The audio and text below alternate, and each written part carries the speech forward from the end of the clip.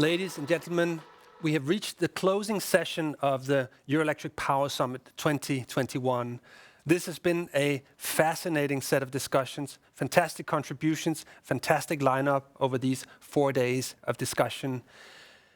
We have the honor of presenting a closing keynote speech from the European Commissioner herself, Kadri Simpson, who is responsible for energy in the European executive arm in the Commission. Before that, we want to have a closer look, however, at the presidency priorities of the new presidency team that has entered Eurelectric as per the 20th of May this year. Before we dive into that, however, we want to hear a bit where we're coming from. We have with us two previous presidents of Eurelectric, and they are, so to speak, handing over the baton to the new presidency team. With us here, we have the CEO of ESB in Ireland, our current outgoing president, Mr. Pat O'Doherty.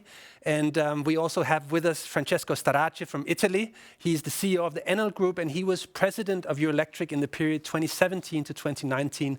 Welcome to both of you. Really thrilled to have you. Francesco, let me start with you perhaps. You joined as Eurelectric president in 2017. Let's turn back time for a second and have a look at the power sector back then. Has it changed at all? What was the power sector you entered into as president of Eurelectric, and how has it evolved since? Well, let's say that it has evolved quite a bit. You know, if you look back 2017, which is not that much of that long of a time, we go back to a moment in which the discourse was very much about whether we should or not decarbonize, whether coal was or was not going to be part of our generation mix, whether there would be a European push into a decarbonized economy, which is today obviously the case. There were a lot of discussions on generation and very little debate on what a distribution system can do. There was very little discussion about the electrification of society and economy, which today is mainstream. So it was a big difference. And maybe we can even make a case that the year that just passed to 2020 was worth 3 years, I would say, from a chronological standpoint, when you look at the impact that the digital transformation is showing, and the depths of this big movement of digital transformation of the economy and of our electrical systems. I think it's 4 years, but actually they're probably 7 or 8 if you look at what 2020 just did. So it's a long time. The system was thinking, acting, and looking at the future with completely different perspectives. It's a fascinating time. It's almost a big change. It's a fascinating time. It's almost like we're in a time warp. Every time we look out, the things are moving even faster than we thought. Looking back at those years, 2017 to 2019, when you were presiding over Eurelectric, what were the most important actions introduced by Eurelectric in that period, in your view? I think what we achieved, what was the new thing that we put in that period, in that time, was that instead of dividing ourselves over which is the best way to produce electricity, focus on what unites us, which is electrification of society in general and on the economy.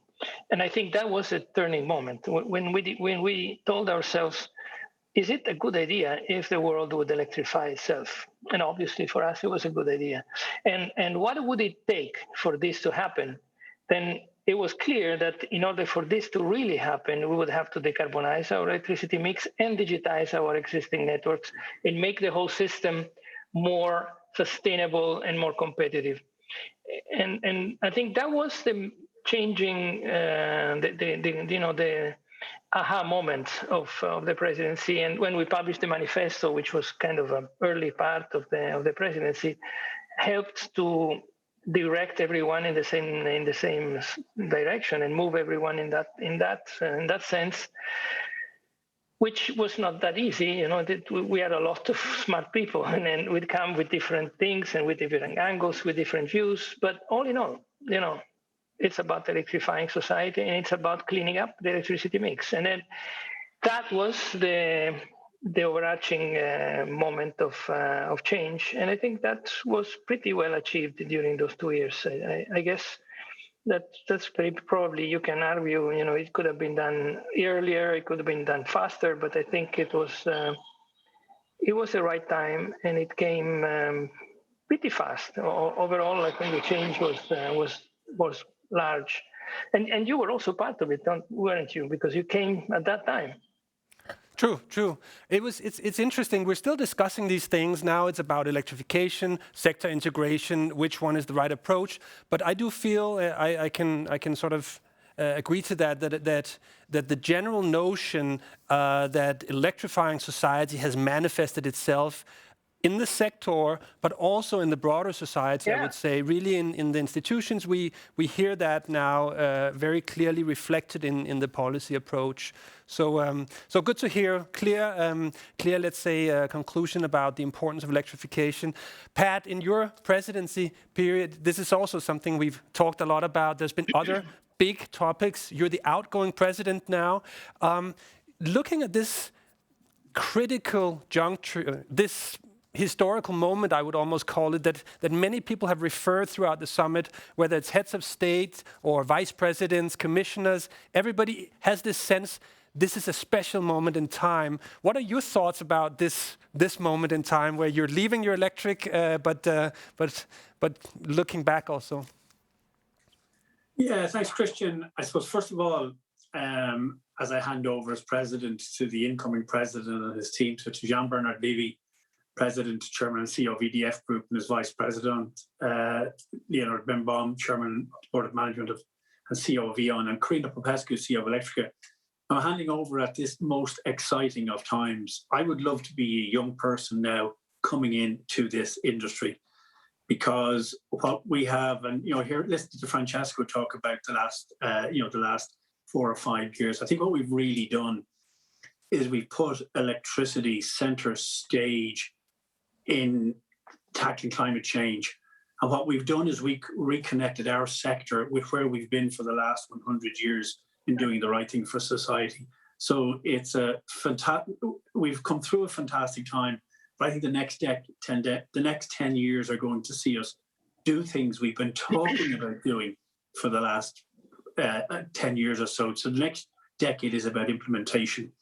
And I think momentum is really building. What strikes me, and Francesco touched on this, is momentum is now building on the role that electrification can play. And as we come up now to the countdown to COP26 in Glasgow, the EU Commission has agreed net zero for 2050. Many governments now have agreed that.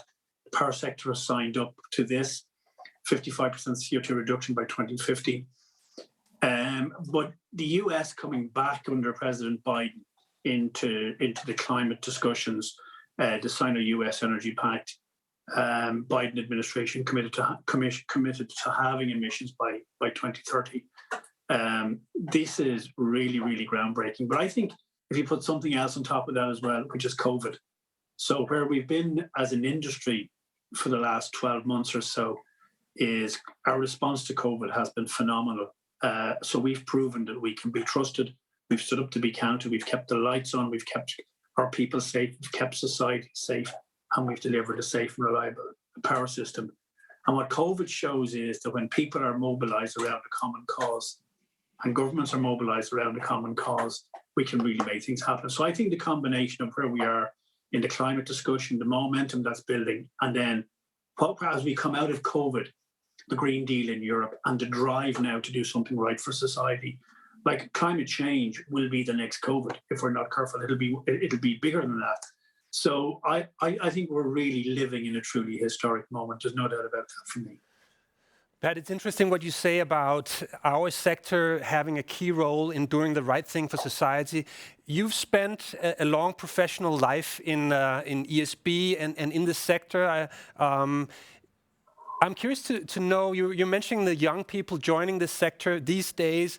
I'm curious to hear how this time compares to when you joined, I would imagine some 35, 40 years ago in the sector. What were the priorities? What was the right thing to do for society then? I joined ESB as a young engineer a long time ago, 40 years ago now. And I suppose we didn't think about doing the right thing for society. We didn't call it out explicitly, but yet I have no doubt that our companies, Francesco's company the same, and all of the power companies in Europe, we were all state-owned monopolies at that point, and we were all deep in our DNA was doing the right thing for society, but we didn't call it out. And I think we went through lots of evolutions. The industry has a long history of evolving. So we got out of oil after the second oil crisis in ESB. We went into coal. We developed one of the first large-scale combined cycle power plants with GE as a collaboration with GE, which became the workhorse of the power sector, particularly power sector like Ireland, where we don't have a lot of hydro and we don't have nuclear, we don't have many natural resources. So we've continuously evolved. Along comes competition and liberalization and regulation. The value chain been broken up. We're vertically integrated, so we had to, we had to lose customers in our retail businesses and in our generation business. We expanded into other jurisdictions. Lots of utility did all of that, and we were concentrating, I suppose, on the EU agenda around competition and liberalization. Along comes climate change then, and climate change is asking big questions about the role of markets, for example, and that's a debate that we will continue to have in Eurelectric. But I suppose for the second half of my career, particularly the last 10 to 15 years, we've been now getting our own act together internally about cleaning up our business. And it's only in the last, I suppose, 4 or 5 years, we did an exercise in ESB in 2017. The company was 90 years old in 2017, and I asked a group of people to think about what we're going to do for the next 10 years from 2019 to 2027, when our 100th birthday would be, and what would our strategy be, and what would we be in 2027, 100 years after we were established. And we started to look back, to look forward, and that's where we made this explicit connection with what we have been doing for communities and society. Every utility is the same, everybody in the power sector, and we called that out in the context of climate change. So the electrification, decarbonisation of our own processes internally, and then electrification of heat and transport to lead the transition to a low carbon future for all of society connects really deeply with what we stand for as an industry. And I think, for me, that's the exciting thing. And I go back to the point about young people. Young people today have more of a sense of purpose than I had when I joined ESB and came out of college all those years ago. They want to be part of something that does something for society with a sense of purpose. It's more than just about the profits we create. It's about what we're doing for humankind. And that to me is, it's a privilege for me as Chief Executive of ESB on the one hand, but also President of Eurelectric, to be part of what I see as a movement which is putting our sector very much centre stage in the climate change agenda. Huge opportunity for us, because for years we've been talking about our customers using less of our product, but now we see growth opportunity connected with doing the right thing and enabling societal well-being. Thank you, Pat. Francesco, was there that sense of society when you joined the power sector many years ago? And how do you see, let's say, the electric decade evolve? Are we still going to be in this time warp where everything goes faster all the time? No, I completely subscribe to what Pat just said. This is deep in the DNA of this industry, the spirit of service. These companies were created mostly as monopolies right after the war, with the Second World War, with the purpose of rebuild what was destroyed and bring light to people. And this is deep into the chromosomes. I mean, you cannot take it out. Actually, maybe what we did was just to free it and discover it and see what the strength and force of this feeling is in our workforce, in all of us. And I think this is going to be completely more consciously than before, because it was there, but it was not consciously there. It became conscious to everyone, and therefore it's perhaps even stronger. In a time where purpose is a word that is so used and so important for young generations. perhaps more than it was for us. I think I have more or less your age, Pat. So it's exactly as you said. We knew this was going on, but we did not really think about it. Now, going forward, I think in the future, there's so much going on. I mean, the issue with us, it's exactly as you say, that Christian, that there is a time warp, but it's dangerous because sometimes in the debate that you hear, and there is a confusion between what we have today in terms of tools and technologies that help us do our job and decarbonize and digitize, and what we might have in the next 20, 30 years, which we're working at, but it's not there yet. And we cannot mix the two things because then we give very confusing signals to whoever is in charge of policies. So we must make sure that while we speak about renewables, which is today something that we have, we cannot speak with the same consciousness and the same detail about green hydrogen, which we still don't have. We want to have. We were working at that, but maybe in 10 years we'll get it. So we cannot make the same mistakes and putting these two things at the same level. And I think, of all these things that will happen in the next 10 years, which probably will be an incredible display of new technologies coming to light, the most pervasive and important trend in our industry also, not only, but in our industry will be really big, is the digital transformation that we have to carry out in this industry. If you think about it, we have one product. Not many, just one. And that product is always the same. It behaves the same way. And to do it and to produce it and distribute and sell it, it's the same stuff all over. Millions and millions and millions of iteration of the same process over and over. I think it's a paradise for digital transformation. And think about what can happen to this industry if we really do it properly. This can become an incredibly efficient, much more friendly to use, and also much more stable industry going forward. This is what society needs. Reliable, stable, and clean supply of energy that is basically an enabler of sustainable progress. So that's where we are aiming, and digital is going to be the key to this transition. We've done what we can with what we have today, but we have not fully exploited the potential of the digital world in our industry. I think no industry has done it, to be honest. I think we are probably one of the industries that can benefit most, and for whom it's easier to implement a digital transformation. So I think that's, if I can say, for those that have maybe more than 20 or 30 years of work in front of them, which not my case, I think digital is the way to go. Thank you, Francesco. Very clear message from Enel, from yourself, to focus on the core, which is electricity, and focus also on the deep nexus and the potential benefits of the digital transformation and what that can bring in terms of performance improvements for our sector. Thank you very much, Francesco. A last word from you, Pat, about the next 10 years and perhaps one thing that you really feel is critical for the new presidency team to bear in mind while implementing their priorities? Yeah, I think, for the next decade now, we have all of the technologies that we need to do what we want to do by 2030 are all there now. It's about bringing them all together and integrating them and knitting them. So whether that's heat pumps, electric vehicles, self-consumption, on and offshore renewables, solar. So bringing all these together, and the distribution network becomes a critical component of that. And as Francesco said, digital is the piece that knits all these pieces together. I think the other side of this is the customer.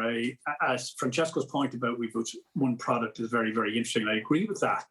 And I think what we need to now start thinking about is what's the product we're actually selling. If we think about kilowatt hours, we may be thinking in the past rather than in the future. And I guess that's what Francesco was saying. it's where we're selling comfort, we're selling convenience, we're selling quality of life, we're selling clean, warm homes and clean cities. So reimagining this whole new electricity system paradigm with the customer very much at the heart of it. I'm an engineer, so I speak for engineers. Sometimes we chase the perfect solution, but we need to do something that is simple and good for the customer. Plus, the customer very much in control of when and how and indeed what they're going to pay for their electricity. So, where we've spent the last 10 years sorting ourselves out, the next 10 years would be helping society travel its low carbon journey. And I think just building on that customer piece, if we see ourselves as enabling customers to lead their own transition to a low carbon future, we will not go wrong. And to do that in a way then that is deep in the ethos of the sector and deep in our DNA is to do it for all of society, making sure that everybody benefits from this transition, not just those who can afford to benefit. So this is the just transition.